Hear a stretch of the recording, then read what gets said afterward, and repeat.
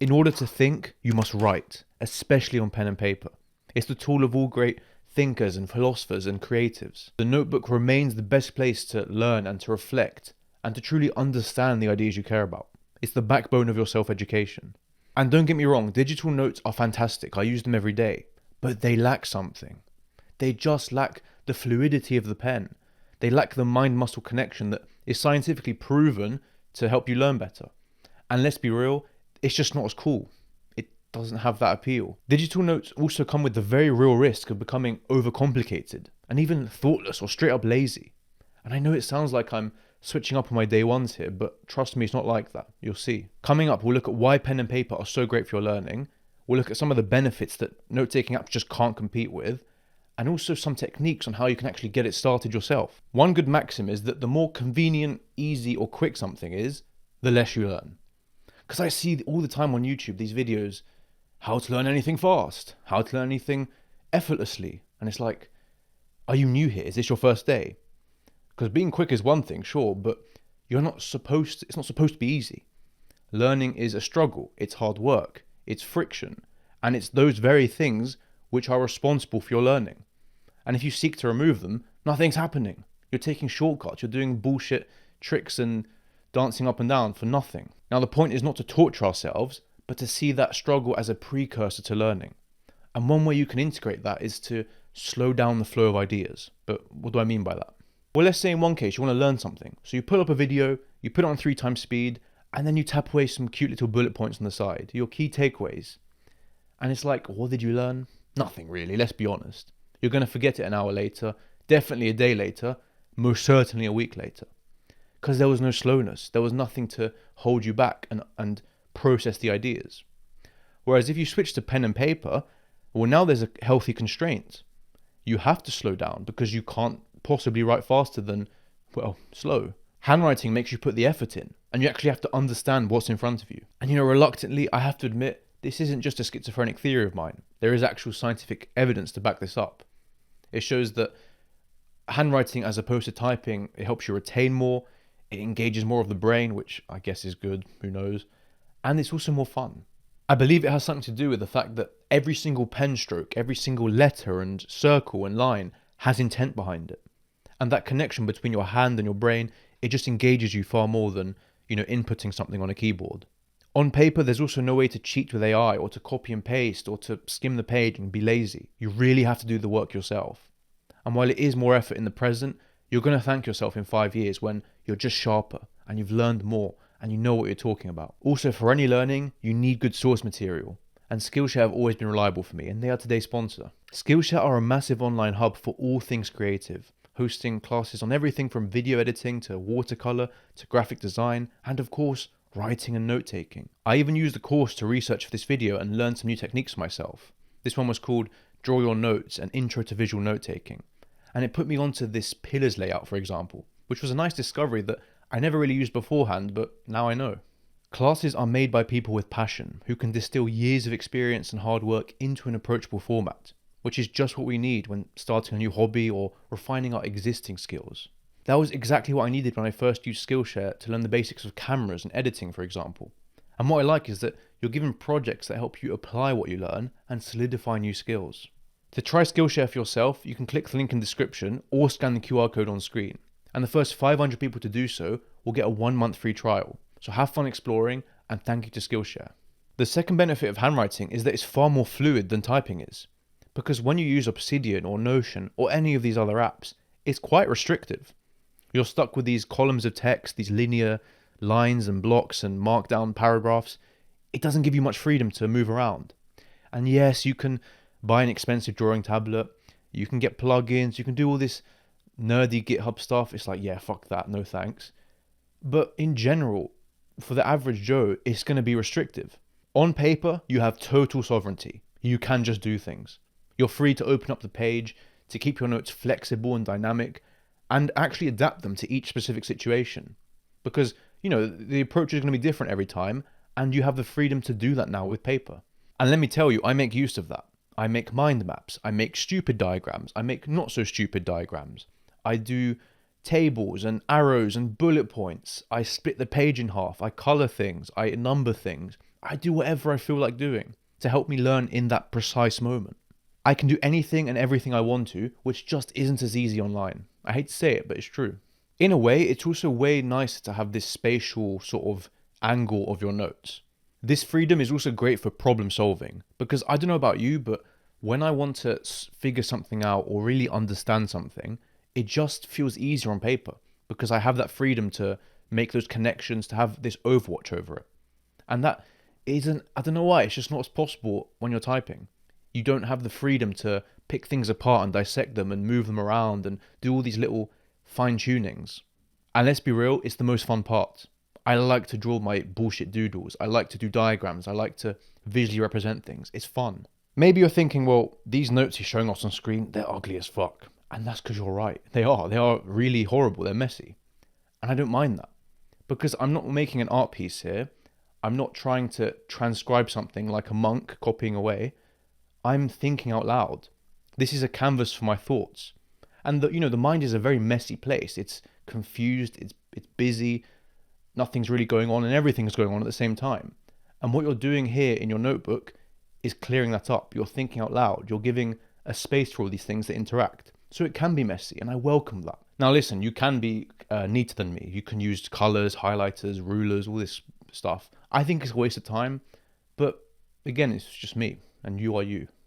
And I am me are you. I am me. He's me. And I'm you. And I'm about to whoop your old ass, man. Now we'll look at some methods and styles. And remember, just before we continue, this doesn't clash with digital note-taking software at all. And we're going to see how you can integrate them seamlessly, which, to be fair, I think I've done. So we'll see that. And you know what? It's pretty easy as well. There's nothing fancy going on, so stay tuned. So how do you think on paper? Well, first you need the tools. And you could go to the bargain bin, grab some shitty notebook, get a Bic. You're good to go, right? It's not that deep. Except it is that deep. Because you want your writing to feel good. You want to have fun while doing it. You want to give it this romantic tinge that actually makes you want to write more. So yeah, investing an extra $5 into some decent equipment, it's not going to be the end of the world, is it? Aside from creating a nice atmosphere in your room so you can write with a clear mind, it helps to get some half-decent equipment. And decent does not mean expensive, absolutely not. Muji makes great notebooks for next to nothing. And a tier above that, I like Moleskine, I like Leuchtturm, I like Dingbats. The paper's great, they feel nice, there's a nice leather on the front. It does the trick and it's not expensive at all. For me, durability matters because these go through a lot. I travel a lot with these notebooks.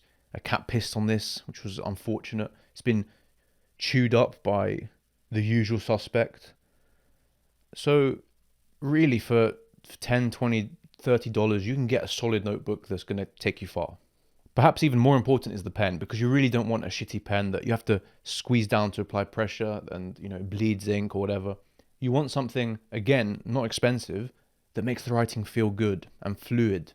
It's a night and day difference, trust me. It's a bit of an NPC list, but I'm going to put some of my favorite affordable pens on screen now, maybe in the description as well. Now onto the actual methods of note-taking. My basic everyday style of note-taking is that as I watch or read, I mentally categorize that information by defining a subheader. And that subheader is going to capture essentially what's coming up. So what you're essentially doing here is writing a contents page for the content you're consuming and then filling in the blanks, the actual information in between. Now, sometimes these subheadings are obvious. They're already defined by the author and it's clear how it's divided. Other times, like in, a podcast or a video, it might be a bit more vague and the job falls on you to actually defining what parts make up the whole. And that's interesting because it makes you guess what's coming, and it's a good exercise of thought in itself. You might get it wrong, but it's still good to have a try because that mental categorization of what's coming up, that's a good thinking exercise in itself. Under each subheading, I write down the important points and the major takeaways. And what I'll do is I'll usually open with a statement or a main point and then break it down into subpoints or lines of reasoning. I like to use arrows here because I think they look nice. If there's a key person or a key event or a key name, I like to box that to make it easy to see. And of course, if I need a table or a diagram to visualize something, I'm going to do that. Now, I have patented this style, so please try not to copy it or I will get my Israeli lawyers onto you. Closely related is the mind map. And these are great for learning about a topic because it forces you to split it up and address each component individually. And then, of course, you see how they connect. And you see visually how they all come together in this network. Just like your knowledge, they're fluid and they connect, and they can be as big or as small as you wish. Next up, we have what I think are one of the most fun styles, and there's many terms for it. You can call them brain dumps, you can call them streams of consciousness, or schizophrenic rants. And the line between those three is quite thin, let's be honest. This is truly writing to think. Like you are thinking on paper, as you think. Wow, what a great sentence. Oh my goodness, I need to quit this job. I need to quit YouTube. What I mean is that you're writing at the same pace as you're thinking. They become one and the same. You don't think about something and then write it to make sure it's okay. You literally pour it out on paper in the most raw, unfiltered format. And that is great for, digging something out of there, for finding out what you mean to say, who you are. It's pretty much journaling, where you have no concern about the quality or the substance of the writing itself. That's not the point. Maybe you're walking yourself through an emotion, or you're pouring out this train of thought, or you're just trying to understand something a bit better by interacting with it. I don't do this much anymore because I prefer to basically mumble to myself like a tweaker. I like to speak out loud and walk myself through what I'm thinking. It's a bit like crazy, but it works. It's the same idea. For a more formal way to learn, you can try writing mini essays. And I've talked about these a lot because I love them. They're short pieces of writing that cover a single point or idea. And what they are is that they're short enough to be fun and approachable, but also long enough to actually flesh out what you mean to say, rather than just a single bullet point or, a quick rough note. I have loads of videos on these, so do check them out afterwards. Another good method of learning here is to write book reviews. So as you read something, you write, you keep a track of the main themes, the things you liked, the writing style, and you just give it this sort of analysis, whether it's shallow or deep. My system's a bit maybe weird, where I use this key to represent each feature, and then as I'm reading and I find that feature, I mark it out with the key so I can look at it later. And again, I have a video on this, so do check that out after. And it's just crazy, I keep providing. Like, what can I say? Sorry. One underrated strategy is to use Q&As. So the idea is that when you're learning about a topic for the first time and you know nothing, you write down a series of questions that you want to be able to answer. And so as you read, as you pick up new things, you do your best to give an answer as a sort of proof that you've learned something new and understood it. And listen, I don't do any of this really, but on the more practical side, journals or notebooks rather are great for things like habit tracking, morning pages, delegation, all this productivity stuff I don't really care for, but it's good for that. Finally, we arrive at the big question. Have I betrayed Obsidian?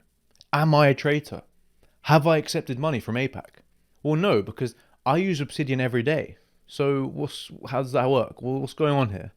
What I do is I split up my learning to exploit the strengths of both formats. So I get the best of both worlds, essentially. Handwriting is thoughtful and it's flexible, but it lacks any real ability to make broad connections or store stuff effectively, especially when you've, piled up a lot of notes across the years. Digital notes may be weaker for the actual in-the-moment learning, but there's infinite space, they are infinitely organizable, and they are just neater. So how do I rip out the best of both worlds? Well, I split my note-taking into two parts.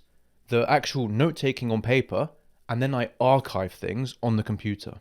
Everything in the notebook is temporary, and it exists just to help me learn.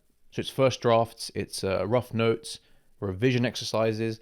They could burn tomorrow for all I care, it doesn't matter, they're temporary. And what I like to do afterwards is, if I feel it's necessary, if I feel it's important, I will type those notes up into Obsidian in a more formal and polished way, usually as atomic notes or, as more polished drafts. Now you might be thinking, brother, this is so redundant. Are we just typing up the same exact words a second time? Well, no, we're not doing that. But even if you did do that, it would still be worth your time, and this is why. When you transfer from paper to your PC, we're doing three very important things. First, when you type up rough notes into your computer, it gives you a chance to go over them again. It's spaced repetition, essentially. You can recap them, solidify them, and make them stick for a longer period. Because you're not going to remember everything you read immediately. You need to go over it again. Secondly, as you type things up, it gives you a chance to edit them. Because I never copy word for word from my notebook to Obsidian. I always edit it, I always improve it, I always change things, I always correct myself if I've made mistakes, and that acts as almost a filtering process. You go from a worse set of notes and knowledge to something a bit more better and more polished, more clear. And again, that process helps you think about what you're writing, and therefore you learn more. And finally, I like to use Obsidian to actually structure my thoughts. I give everything a note, a tag, I put it in the index, I link it to other ideas, and it creates a sort of personal reservoir of my knowledge. And I'm not saying it's a replacement for what's up here, but it's good if you need to return to something, if you need to use it for a writing project, if you're lost, if you're looking for inspiration. You form this personal sort of wiki or network, which allows you to, well, it's a second brain. That's what they call it. It's a tool because it is the second brain. Some people say this is a waste of time. They say, oh, this is far too complicated for me. I just use Apple Notes. I keep it simple. It's like, yeah, this is also simple. And the very act of tagging things and linking things, that in itself is a form of learning because you're forced to think about what you're doing. You're not just arbitrarily throwing bullshit onto your notes. You're actually giving them structure and order and logic. And so even if it feels like something slow and sluggish at first, you're doing yourself a favor. And again, I'm not some supremacist, do what you want, right? But let's not dismiss that part. Organization can be as valuable as the writing itself. I don't know why my hater was this posh English guy, but he is. And listen, my system is not perfect, and it never will be perfect. I don't care about that. I'm not looking for perfection. I'm not trying to spend half an hour archiving each note and using like bullshit GitHub coding, fucking, I don't know what they do. I'm not doing any of that. I'm keeping it simple, basic links, basic tags, and that is a good compromise between not wanting to kill yourself and actually getting stuff done. Now, whenever I need to revisit a note for a project or I need to find something related to a concept, I can do that. And because I put 30 seconds of my time in, a year ago or months ago, it's made my future life easier because I can, again, have that spatial thinking going on without having to necessarily remember every single little thing I wrote. But look, as always, it's just my way. And even though my way is objectively correct and superior to whatever you're doing, it's just me. So you have to figure things out on your own. You have to experiment. You have to make mistakes. You have to actually figure out what you need versus what a YouTuber needs. That's the point. It's the trial. The trial is what matters. If you're interested in more Obsidian and note-taking, then I'll link some videos you'll like on screen. And of course, tell me what you thought. Tell me how you think on paper. I love to hear the comments. It's helpful for everyone else. And again, thank you so much for watching. I appreciate it.